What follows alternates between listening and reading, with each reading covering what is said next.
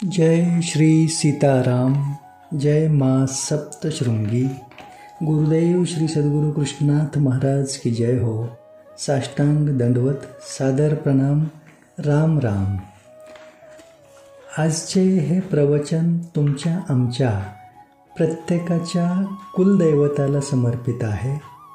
आपापल्या कुलदैवताचे या क्षणी मानसपूजेतून मनातले मनात स्मरण करून प्रत्येकाने आजच्या प्रवचनातील हा भाग तुम्हाला आत्तापर्यंत ठाऊक नसलेली यातील काही महत्त्वपूर्ण रहस्य लक्षपूर्वकपणे संपूर्ण ऐकावी आणि लक्षात ठेवून त्याचे सार आपल्या जीवनामध्ये प्रत्येकाने संलग्न करण्याच्या प्रयत्नात राहावे.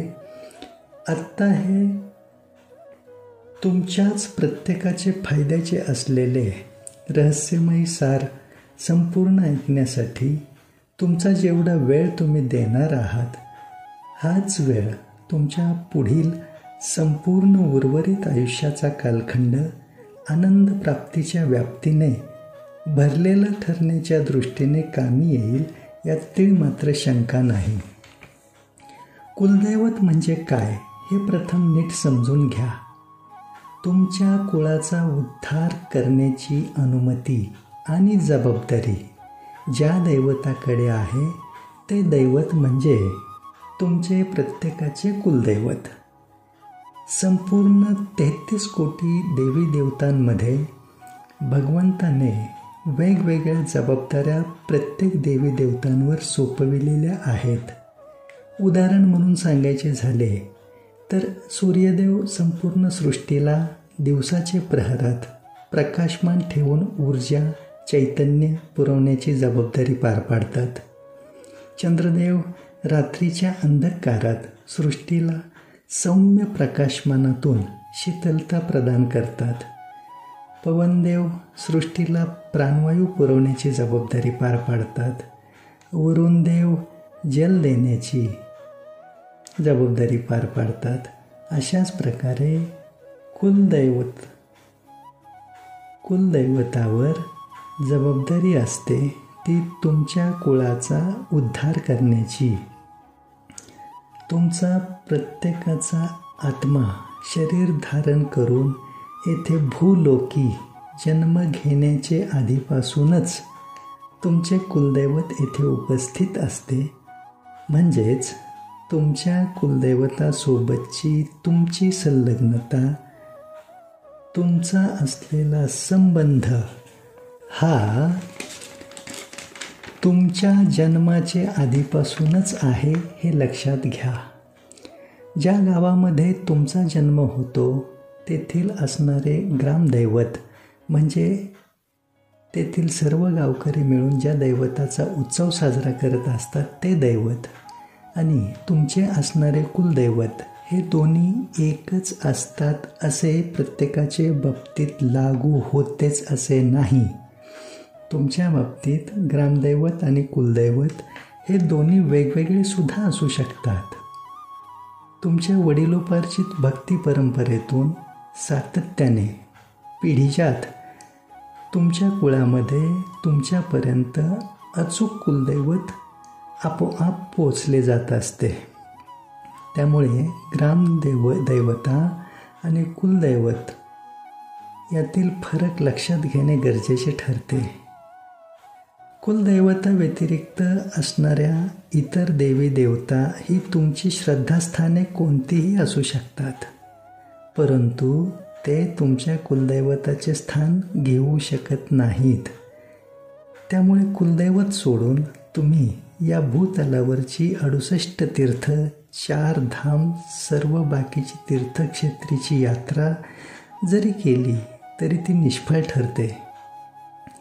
हे मनावर कोरून ठेवा सर्वजण. तुमचे श्रद्धास्थान म्हणून तुम्ही कोठेही अन्य देवी देवतांशी संलग्न होऊन त्यांची मनोभावे रात्रंदिवस तुम्ही कितीही पूजा आराधना साधना अनुष्ठान मंत्रजप काहीही केले तरी ते तुम्हाला तुमच्या कुलदैवताला त्यांचे चरणी अर्पण करावे लागते मानस पूजेतून. आणि मग तुमचे कुलदैवतच ते सर्व काही संबंधित असणाऱ्या इष्टदेवतापर्यंत पोहोचविण्याची जबाबदारी पार पाडत असते. म्हणजे कुलदैवताशिवाय दुसरीकडे तुम्ही तुमची श्रद्धा थेट स्वतःच पोचवू शकत नाही हे तुमच्या लक्षात आले असेलच. उलट पक्षी बाकीचे काहीही तुमच्या हातून हो ना हो, पण कुलदैवत सदैव तुम्ही प्रसन्न ठेवणे आणि प्रसन्न ठेवण्यासाठी प्रयत्न केलेत तरी तुमच्या जीवनात तुम्ही आनंदाची अनुभूती भरभरून घेत राहाल यात शंकाच नाही काही. कुलदैवत हे तुमच्या आमच्यासाठीच अतिमहत्त्वाचे आणि अत्यावश्यक आहे असे नाही. आपले बजरंगबली, हनुमान, एकमेव रामदूत असणारे चिरंजीवी दैवत, त्यांचे कुलदैवताशिवाय पान हलत नाही. कसे ते लक्षपूर्वक ऐका.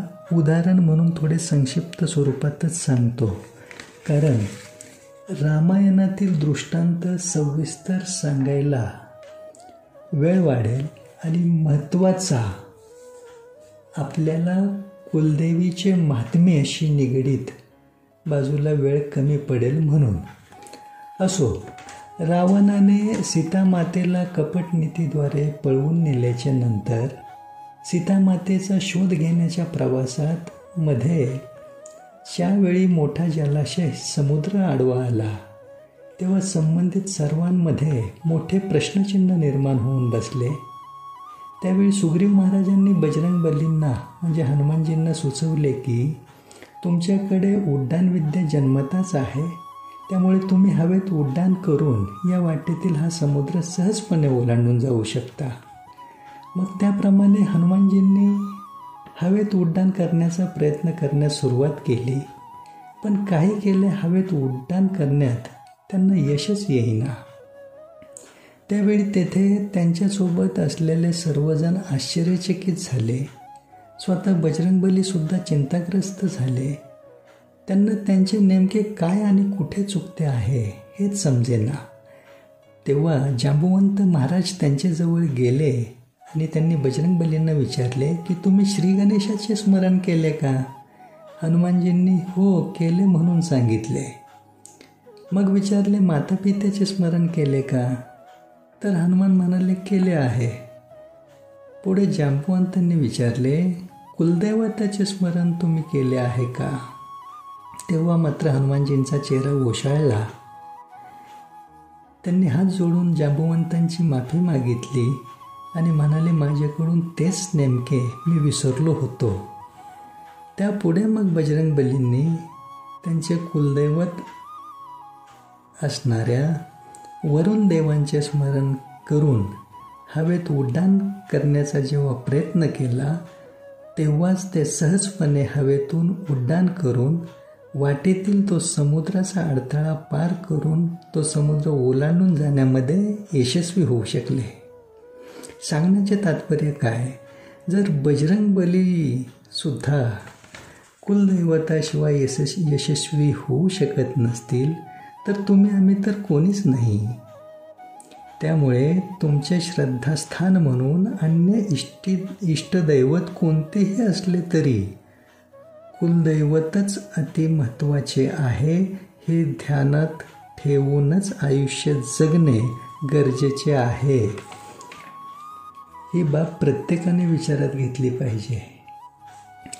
आता तुम्ही म्हणाल दादा जर फक्त आपले कुलदैवतच अतिमहत्त्वाचे आहे म्हणून तुम्ही सांगत आहात, मग आपण बाकीचे देवी देवतांचे जे काही करतो त्याचा उपयोगच होत नाही का? मनातील या शंकेचे निरसन म्हणून इतके स्मरणात ठेवायचे की श्रद्धापूर्ण भक्तिभावाने अन्य सर्व आपल्याला प्रिय असलेल्या देवी देवतांचे सर्व काही करा, पण ते आपल्या कुलदैवताचे चरणी समर्पण भावातून अर्पण करा.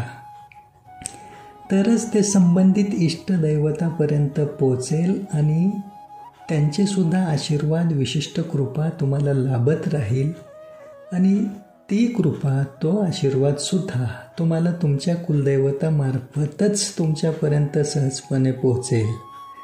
मात्र अट एकच आहे, ती म्हणजे सर्वप्रथम तुम्ही तुमच्या कुलदैवताला प्रसन्न ठेवण्यासाठी प्रयत्नशील राहणे गरजेचे आहे. तसे पाहायला गेले तर तुमच्या कुलदैवताशिवाय असणाऱ्या प्रत्येक देवी देवतांमध्ये सुद्धा तुमचा उद्धार करण्याचे सामर्थ्य आहेच. कमकुवत कोणीच नाही, परंतु ती अनुमती आणि जबाबदारी केवळ तुमच्या कुलदैवताकडेच भगवंताने दिलेली आहे, सोपविलेली आहे. याचा केव्हाच विसर पडू द्यायचा नाही. आता आपण अत्यंत गंभीर स्वरूपाच्या रहस्याकडे वळूयात. मला भेटणाऱ्या बहुतांशी व्यक्तींचा सूर मला असा निदर्शनास येत असतो की त्यांचे म्हणणे असते, दादा, आम्ही आमच्या कुलदैवताचे खूप काही करतो. दरवर्षी यात्रा पण आम्ही न चुकता करतो. यात्रेच्या दिवशी दरवर्षी कुलदैवताचे दर्शन घ्यायला जातो, तेथे नैवेद्य अर्पण करतो. पण तरीसुद्धा आम्हाला अनेक प्रकारच्या अडचणी, समस्या, अपयश, दुःख, कष्ट सारखे चालूच आहेत दादा. त्यामुळे मग मनात येत राहते की कुलदैवताचे एवढे करूनसुद्धा काही उपयोग का होत नाही. असे निराशावादी सूर जेव्हा लोकांचे तोंडून मी ऐकतो, तेव्हा 95% लोक सरासरी आपल्या कुलदेवीला कळत नकळतपणे कमी महत्त्व देत असल्याचे किंवा विसरल्याचे प्रकर्षाने सिद्ध झाल्याचे जाणवते. त्यामुळे या प्रवचनातील इथून पुढचा शब्दांशब्द लक्षात ठेवण्याच्या हेतूने जर तुम्ही ऐकलात आणि त्यानुसार केले तर तुमच्या भाग्याचा उदय म्हणजे तुमचा भाग्योदय आतापासूनच झाला असे मानण्यात काही गैर ठरणार नाही. प्रत्येकाच्या आयुष्यातील सर्व प्रकारच्या आनंद प्राप्तीचे एकमेव सर्वात मोठे रहस्य म्हणजे कुलदेवीची प्रसन्न कृपादृष्टी हेच आहे. केवळ आपल्या कुलदैवतालाच प्रसन्न ठेवल्याने पूर्णता लाभत नाही, तर पूर्णता येते ती आपल्या कुलदेवीला प्रसन्न ठेवल्याने. कारण कुलदेवी म्हणजेच शक्ती आहे आणि शक्तीशिवाय स्वतः शिवसुद्धा अपूर्ण आहेत. शिवमध्ये इकार म्हणजे शक्ती आहे. इकार म्हणजे ती ईची मात्रा जर नसेल तेथे तर शिवसुद्धा शव म्हणजेच प्रेत ठरतात. यावरून शक्तीशिवाय पूर्णत्वच नाही हे तुमच्या लक्षात आले आहे. संपूर्ण सृष्टीचक्र हा जगत संसार सर्व काही शक्तीमार्फतच क्रियाशील आहे, सातत्याने. कारण ही सृष्टी उत्पत्ती होण्याआधी प्राकट्य झाले ते आदिशक्तीचेच.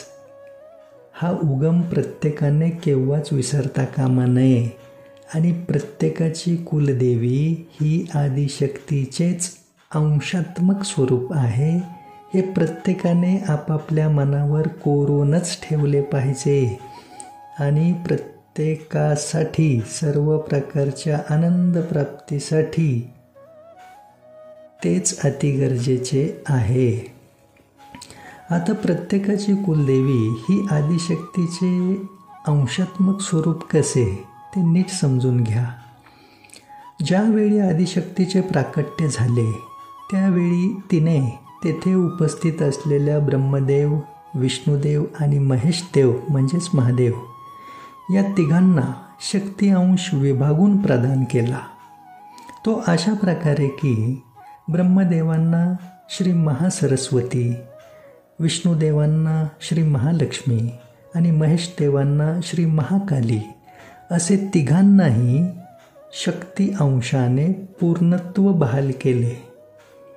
पुढे याच तिन्ही शक्तींच्या स्त्रोतामधून अंशात्मक स्वरूपात अन्य देवी रूपांची उत्पत्ती होत गेली व त्या देवी रूपातीलच कोणी एक देवी कोणाची न कोणाची कुलदेवी बनलेली आहे.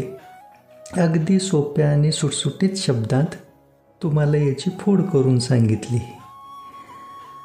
आता याच आदिशक्तीचे निर्गुण निराकार असे सर्वव्याप्त स्वरूप म्हणजे दुर्गा माता, जिचे प्राकट्य नवदुर्गा स्वरूपात 9 रूपातले आहे, हे तुम्ही जाणता आहातच. या ब्रह्मांडामध्ये दुर्गा माता जेथे राहते तिचे ते लोक म्हणजे मणिद्वीप. जसे शिवबाबांचे शिवलोक, विष्णुदेवांचे विष्णुलोक म्हणजे वैकुंठ लोक, गणपती बाप्पांचे गणेश लोक, तसे दुर्गा मातेचे लोक म्हणजे मणिद्वीप हे आहे. परंतु आपल्या सर्वांसोबतच या भूलोकामध्ये याच धर्तीवर राहत असलेले आदिशक्तीचे सगुण साकार स्वरूप म्हणजे आपली श्री सप्तशृंगी देवी आहे.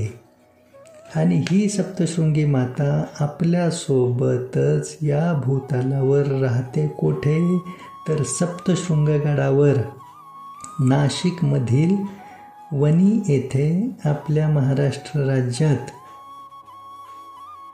तेथे मातेचे जे शक्तिपीठ आहे ते स्वयंभू स्वरूपात आणि 18 हातांच्या प्रचंड रूपात 8 फूट उंचीच्या अस्तित्वात आहे. असे एकमेव शक्तिपीठ आहे जे देवीच्या 51 शक्तिपीठांमध्ये सर्वांगीण स्तरावर अद्भुत चमत्कारांनी वलयांकित असलेले, या भूलोकाला लाभलेले सर्वात मोठे वरदान आहे. ही सप्तशृंगी देवी सप्तशृंगगडावरच राहते. तिचे लोक म्हणजे हे भूलोकच आहे. कारण तिचे मंदिर भाविकांना दर्शनासाठी जेवढा वेळ उघडे ठेवले जाते तेवढा वेळ ती सप्तशृंगी माता गाभाऱ्यामध्ये दर्शनार्थींना आशीर्वादाचा लाभ देण्याकरिता हजर असते. आणि रात्रीचे प्रहरी गडावरील जेथे जलगुफा आहे तेथे ती विश्रांतीसाठी जाते. त्यामुळे मातेची ती विश्राम गुफा सुद्धा सप्तशृंगगडावरच आहे. त्यामुळे तुमचे आमचे भाग्य अतिशय थोर आहे. एवढी महान देवी म्हणजे मोठ्या आईसाहेब म्हणजे बडी मातारानी आपल्या प्रांतात आपल्यासोबत राहिला आहे. आणि तिचा आपल्या सर्वांच्या प्रत्येकाच्या कुलदेवीशी कसा घनिष्ठ संबंध आहे ते आता नीट जाणून घ्या. श्री मोठ्या आईसाहेबांचा उदे उदे.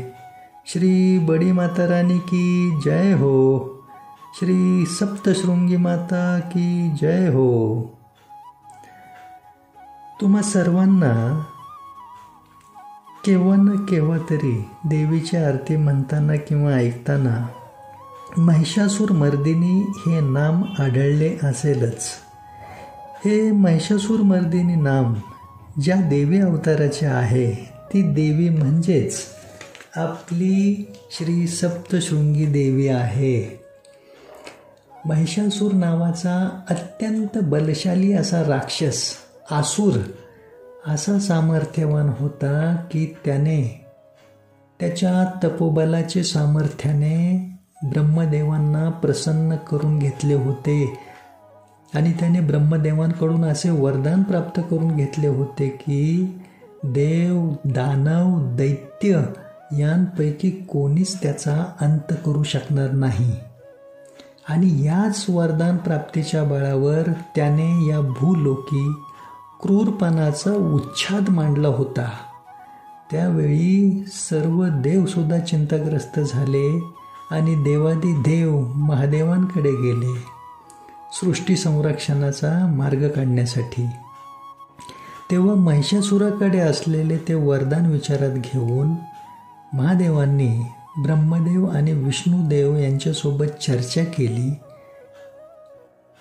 व तिघांची शक्ती एकत्र करून महाशक्ती निर्माण करण्याचे ठरविले.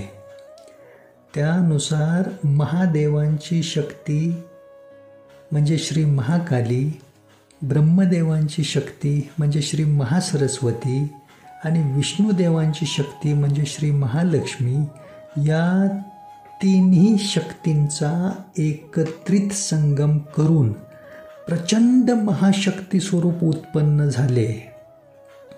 18 हातांनी युक्त असलेले हे प्रचंड महाशक्ती स्वरूप आणि त्या शक्तिरूपाला महादेवांनी त्यांचे त्रिशूल, विष्णुदेवांनी त्यांचे सुदर्शन चक्र अशा प्रकारे 18 प्रमुख देवतांनी त्यांची प्रमुख अस्त्रशस्त्र प्रदान केली.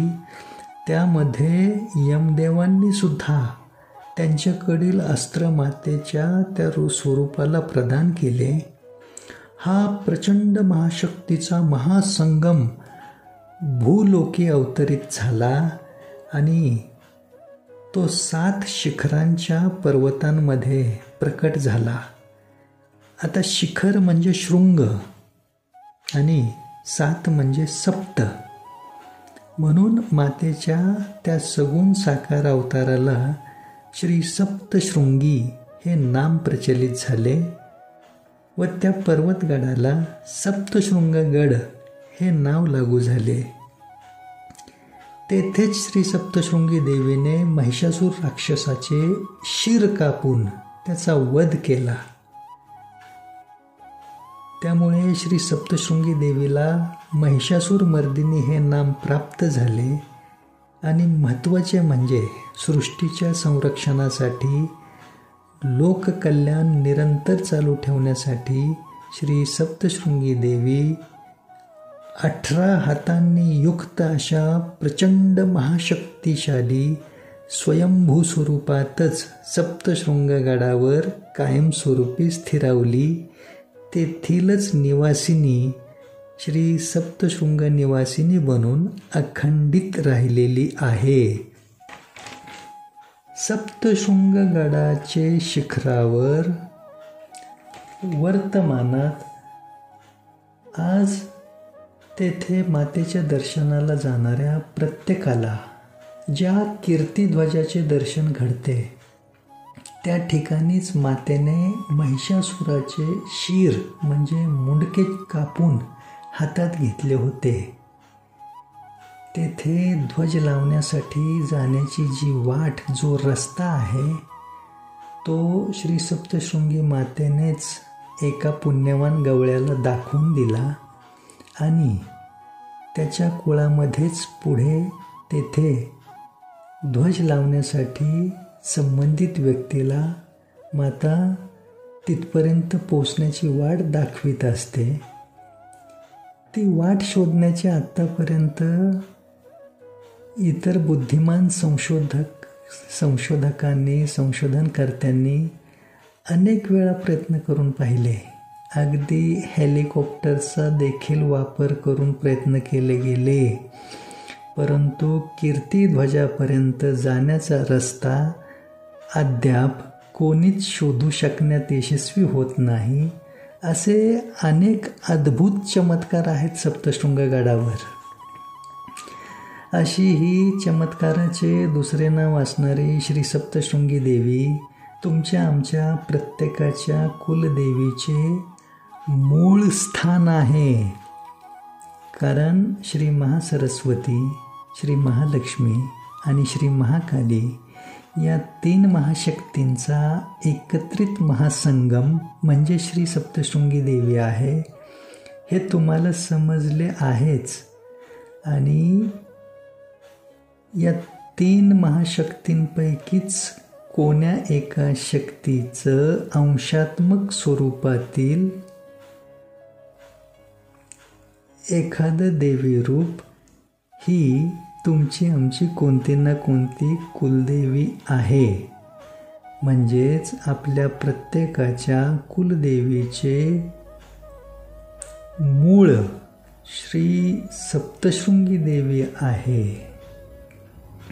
सगुण साकार स्वरूपात नवदुर्गांच्या 9 रूपातील प्रत्येकी 2 हातांसह एकूण 18 हातांनी युक्त अशी प्रचंड माता असलेली श्री सप्तशृंगी देवी ही मूळ आहे. आणि त्या मुळाशी संबंधितच पुढे वरील झाडाचे बुंदका, खोड, फांद्या, पाने, फुले, फळे असा अनेक देवी रूपांचा अंशात्मक भाग या भूतलावर सर्व व्याप्त झालेला आहे. त्यामुळे प्रत्येकाने आपापल्या कुलदेवीला प्रसन्न ठेवण्यासाठी आपल्या कुलदेवीचे मूळ स्थान असणाऱ्या श्री सप्तशृंगी देवीला शरणागत होऊन संलग्न होणे हे अत्यंत गरजेचेच आहे. ज्या प्रकारे एखाद्या झाडाला किंवा रोपाला टवटवीत बहारदार ठेवण्यासाठी नियमितपणे त्याला त्याच्या मुळाशी पाणी घालावे लागते, केवळ त्याचे पानांवर फांद्यांवर पाणी शिंपडत राहिल्याने पूर्ण हेतू साध्य होत नाही. हे तुम्हा प्रत्येकाला समजण्या इतपत तुम्ही सर्वजण सुज्ञ आहात. त्यामुळे आपल्या कुलदेवीची अखंड प्रसन्न कृपादृष्टी लाभत राहण्याकरता आपण आपल्या प्रत्येकाच्या कुलदेवीचे मूळ स्थान असलेल्या श्री सप्तशृंगी देवीची सेवा म्हणून काही ना काहीतरी करीत राहणे गरजेचे आहे. अशा प्रकारे आपल्या प्रत्येकाच्या चालू वर्तमानातील जन्माचा अविभाज्य घटक असलेल्या श्री सप्तशृंगी देवीचा महिमा सांगणारी अनेक रहस्य श्री सप्तशृंगी चालीसा पठन करताना, वाचताना किंवा ऐकताना आपल्याला समजतात. पण त्याचबरोबर आपली कुलदेवी आपल्यावर विशेष प्रसन्न कृपादृष्टीसुद्धा ठेवते. त्यामुळे श्री सप्तशृंगी चालीसा प्रत्येकाने नियमित वाचली पाहिजे आणि त्यासोबत श्री रामनाम चालीसासुद्धा वाचली पाहिजे. कारण रामनामाशी आदिशक्तीचा घनिष्ठ संबंध आहे. आदिशक्तीच्या ललाटी म्हणजे कपाळावर राम नाम लिहिलेले आहे. आणि विशेष म्हणजे या दोन्ही चालीसा दररोज वाचण्यासाठी केवळ 10 मिनिटांचा वेळ द्यावा लागतो, जास्त नाही. श्री नवनाथ महाराजांची कुलदेवी असलेली श्री सप्तशृंगी देवी तुम्हांपैकी कोणाची कुलदेवी असेल तर मात्र तुम्ही विशेष भाग्यवान आहात बरं का. मी श्री शहाजी ढेंगळे नावाचा व्यक्ती आता या प्रवचनातून श्री सप्तशृंगी मातेचे रहस्य जरी सांगत असलो तरी माझी स्वतःची कुलदेवी श्री लक्ष्मी आई आहे हे मी आवर्जून येथे सांगू इच्छित आहे.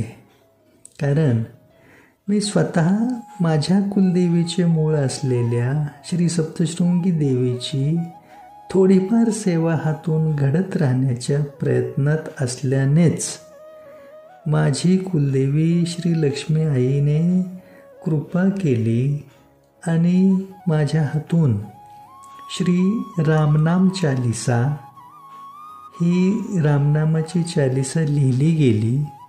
त्याचबरोबर श्री सप्तशृंगी चालिसा ही श्री सप्तशृंगी मातेची चालिसासुद्धा लिहिली गेली काही वर्षांपूर्वी. या दोन्ही चालिसांची रचना माझ्या हातून झाली आहे. हे मी स्वतःच्या मोठेपणाबाबत सांगू इच्छित नाही, तर आपण आपल्या कुलदेवीच्या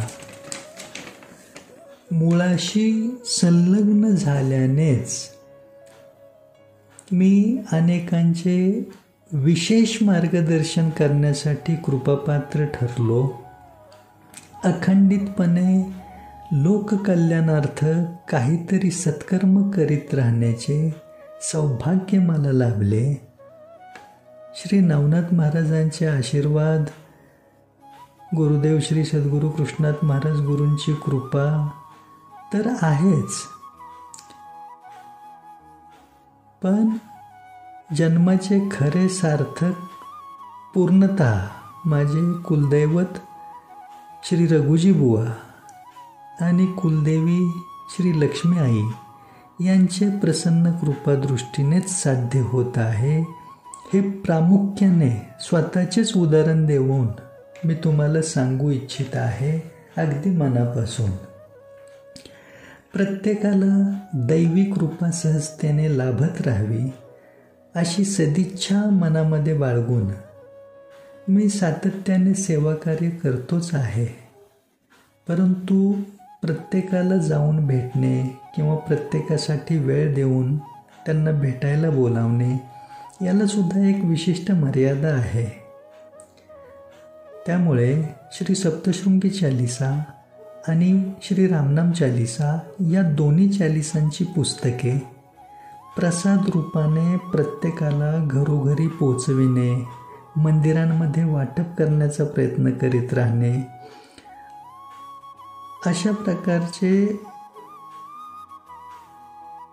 सेवा कार्य मी माझे इतर सहकारी गेली काही वर्षांपासून सातत्याने करीत आहोत. पण हे सामूहिक स्तरावरील मोठे सेवा कार्य आहे. कारण आज आपल्या भारत देशाची लोकसंख्या 140 करोड इतकी असून त्यामध्ये हिंदू सनातनी वर्ग जवळजवळ 80 करोड लोकसंख्येचा आहे, असे शासकीय सर्वेक्षणाचे वास्तव आहे. त्यामुळे हाती घेतलेले हे सेवा कार्य काही दिवसांपुरते मर्यादित स्वरूपात राहणारे नसून हे अखंडित चालणारे आहे. त्यामुळे सध्याच्या जन्मातील आयुष्यभर जरी हे करीत राहण्याचा प्रयत्न केला तरी हे पूर्ण होणे अशक्यप्राय आहे. त्यामुळे पुढे सुद्धा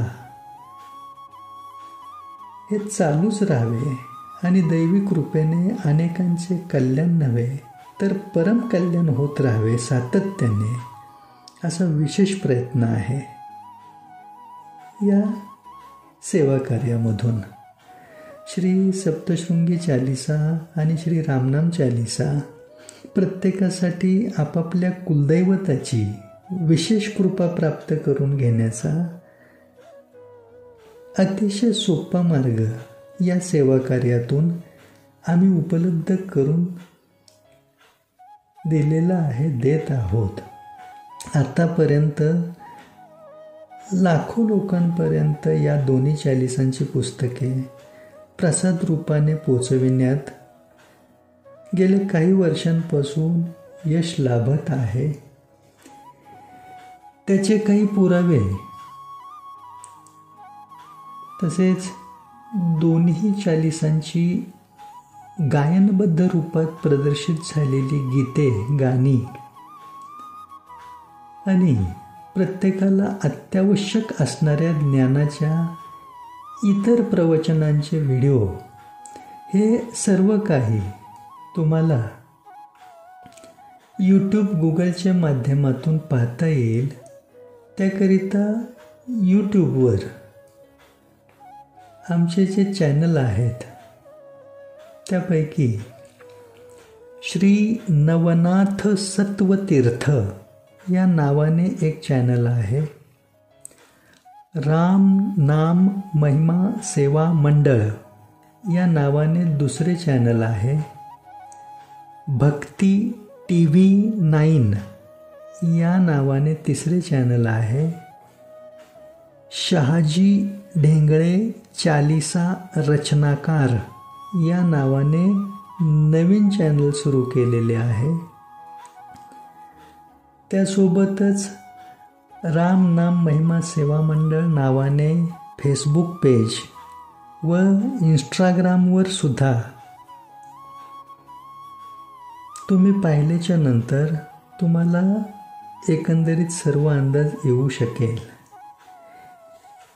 या सेवा कार्याद्वारे श्री रामनाम चालिसा व श्री सप्तशृंगी चालिसा ही दोन्ही पुस्तके छापण्याकरिता प्रिंटिंगचा खर्च, पोस्टल सर्व्हिसचा, कुरिअर सर्व्हिसचा खर्च म्हणजे पोस्टाने कुरिअरने दूरवर वितरण करण्यासाठी लागणारा खर्च, विविध मंदिरांमधून भक्तगणांमध्ये वाटप करताना यात्रा खर्च, प्रवास खर्च इत्यादी अशा अनेक प्रकारच्या खर्चाकरिता सातत्याने आम्हाला आर्थिक स्तरावर पाठबळाची आवश्यकता भासते. दोन्ही चालिसांची पुस्तक विक्री करून तो जो मार्ग आहे तो उपलब्ध करून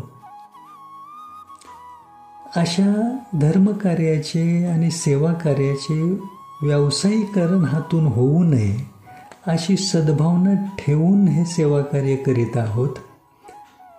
त्यामुळे या प्रवचनाच्या माध्यमातून मी आपणास नम्र विनंती करू इच्छितो आहे की आपणही आपापल्या कुलदेवीच्या सेवेचा एक भाग समजून आपापल्या आर्थिक क्षमतेनुसार आपणास जेवढे शक्य होईल त्या प्रमाणात तुम्ही आता स्क्रीनवर पाहत असलेल्या बँक खात्यावर अवश्य आर्थिक सहकार्य पाठवण्याचा प्रयत्न करावा.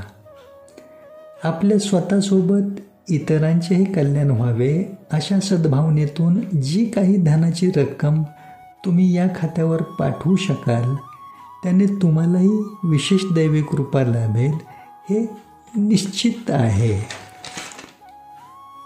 हे सेवा कार्य अखंडित करीत राहण्यामागे वैयक्तिक कीर्ती, ख्याती, प्रसिद्धी मिळवण्याचा हेतू बिलकुल नाही किंवा अशा प्रकारे व्यवसाय किंवा अर्थार्जन करणे हे छुपे उद्दिष्ट त्याहून नाही. कारण अशा मलिन सरणीच्या विचाराने जर मी हे सेवा कार्य करण्याचे मनात ठरवून बसलो असतो तर श्री सप्तशृंगी मातेने या सेवा कार्याचा उगम असलेल्या श्री रामनाम चालिसा आणि श्री सप्तशृंगी चालिसा या दोन्ही चालिसा ज्या कधी काळी या भूतलावर अस्तित्वातच नव्हत्या त्या दोन्ही रचना माझ्या हातून करवून घेतल्याच नसत्या. त्यामुळे पुढील आत्तापर्यंतचा हा एवढ्या दीर्घ कालखंडाचा सेवा कार्याचा प्रवास देखील होऊ शकला नसता. हे तुम्हालाही समजू शकते आहे. आजपर्यंत देवीची 51 शक्तिपीठं, 12 ज्योतिर्लिंग, अष्टविनायक, 11 मारुती मंदिरं, भारतातील जवळजवळ सर्व प्रमुख तीर्थक्षेत्र, केदारनाथ असो किंवा 144 वर्षांनंतर आलेला प्रयागराज येथील त्रिवेणी संगमावरचा पूर्ण महाकुंभमेळा उत्तर प्रदेशमधला, तेथेसुद्धा या दोन्ही चालिसा प्रसाद रूपाने भरभरून वितरित करणे यशस्वी होऊ शकले. प्रिंटिंग खर्च, डाक सेवेचा खर्च, कुरिअर सेवा, यात्रा प्रवास खर्च अशा अनेक खर्चांसह घरोघरी दोन्ही चालिसा मागणाऱ्या इच्छुक भाविकांना त्यांच्या पत्त्यांवर घरपोच पाठविताना, मंदिरांमध्ये वाटप करताना कुलदेवी हा एकच शब्द स्मरणात ठेवून सेवा कार्य योग्य समाधानात अखंडित जरी चाललेले असले तरी कमी वेळेत जास्तीत जास्त लोकांना कसे लाभान्वित करता येईल असाच विशेष प्रयत्न करीत आहोत आम्ही. केवळ श्री सप्तशृंगी मातेच्या दर्शनाला नाशिकमध्ये सप्तशृंग गडावर रोजचे 1.5-2 लाख भाविक येतात.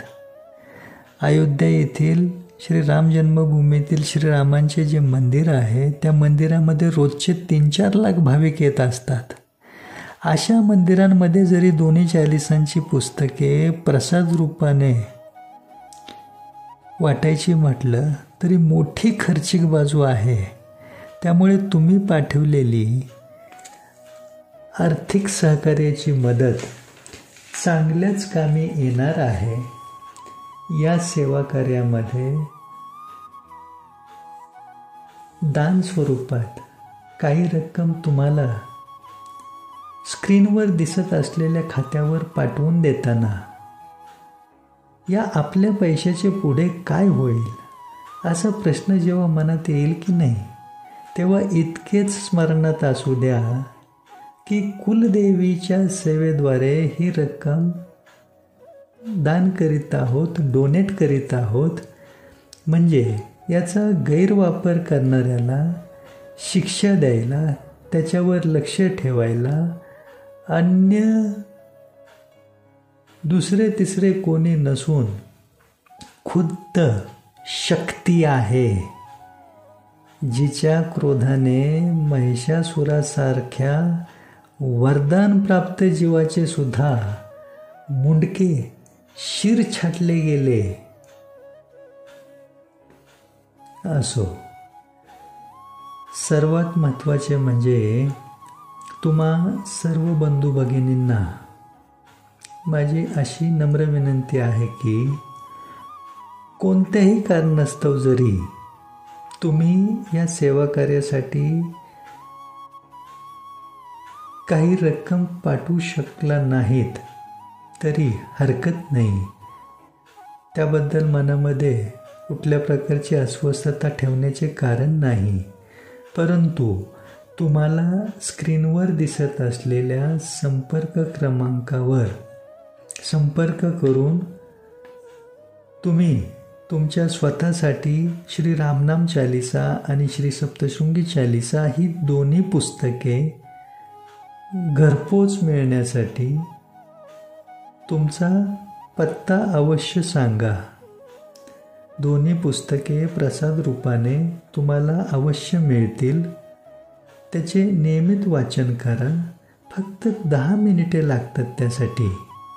त्याने तुमची कुलदेवी तुमच्यावर अखंड प्रसन्न राहीलच आणि तुम्हाला सर्व प्रकारचा आनंदसुद्धा तिच्या कृपेने लाभत राहील, यात तीळ मात्र शंका नाही.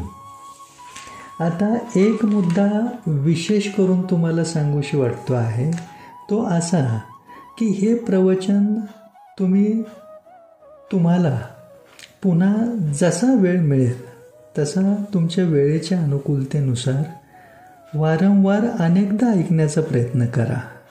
कारण आपल्या मेंदूला ज्या प्रकारे स्मरणात ठेवण्याचा भाग आहे त्याचप्रमाणे विस्मरण होण्याचा, विसर पडण्याचा देखील भाग आहे. त्याचबरोबर पुन्हा पुन्हा ऐकताना नवविधा भक्तीच्या 9 प्रकारातील श्रवण भक्ती केल्याचे विशेष पुण्यफळ लाभते आणि आपल्याला न समजलेल्या काही बाबी सुद्धा पुन्हा व्यवस्थित संपूर्णपणे लक्षात येतात. मी माझे आजचे हे प्रवचन आपल्या सर्वांच्या, प्रत्येकाच्या, सर्व कुलदेवींच्या चरणी श्रद्धापूर्वक भक्तिभावाने अर्पण करतो आहे व तुम्हालाही हात जोडून नम्र विनंती करतो आहे की आपण सुद्धा इतर सर्वांच्या कुलदेवींचा आदरपूर्वक सन्मान ठेवून हा प्रवचनाचा व्हिडिओ इतर सर्वांसोबत शेअर करीत राहण्याचा अवश्य प्रयत्न करावा. अगोदर स्वतःचे भले झाल्याच्या नंतर मग जगाच्या भल्याचे पाहू असा संकुचित विचार अज्ञानापोटी मनात न ठेवता या प्रवचनाचा लाभ जास्तीत जास्त लोकांपर्यंत पोचविण्याचा नक्की प्रयत्न करा. त्याने आपण आपल्या कुलदेवीला विशेष प्रिय ठरतो. कारण तुम्ही तुमच्या कुलदेवीला जसे ओळखता की नाही तशी तुमची कुलदेवी तुम्हाला ओळखते का हा प्रश्न खूप खोलवर विचारात घेण्यासारखा आहे. त्यामुळे तुमच्या कुलदेवीने तुम्हाला ओळखण्या इतपत तिच्यासोबत घनिष्ठ ओळख वाढवण्यासाठी प्रत्येकानेच विशेष असे कर्म करीत राहणे गरजेचे आहे. हे तुम्हाला समजेल अशा सोप्या सरळ भाषा शैलीतील आजचे प्रवचन जर खरोखरीच लाभदायक व गरजेचे वाटले असेल तर या व्हिडिओला लाईक आणि शेअर करा, चॅनलला सबस्क्राईब करा व आपल्या कुलदेवी प्रित्यर्थ सेवाभाव म्हणून या सेवा कार्याच्या वाटचालीमध्ये स्क्रीनवर दिसत असलेल्या बँक खात्यावर आपापल्या आर्थिक क्षमतेनुसार जमेल तेवढी रक्कम आर्थिक सहकार्य म्हणून, मदत म्हणून, दान म्हणून, डोनेट स्वरूपात अवश्य पाठवण्याचा प्रयत्न करा. शुभम भवतु. जय श्री सीताराम. श्री मोठ्या आईसाहेबांचा उदे उदे. श्री बडी माता रानी की जय हो. श्री सप्तशृंगी माता की जय हो. जय माँ सप्तशृंगी. आई सप्तशृंगी माता की जय.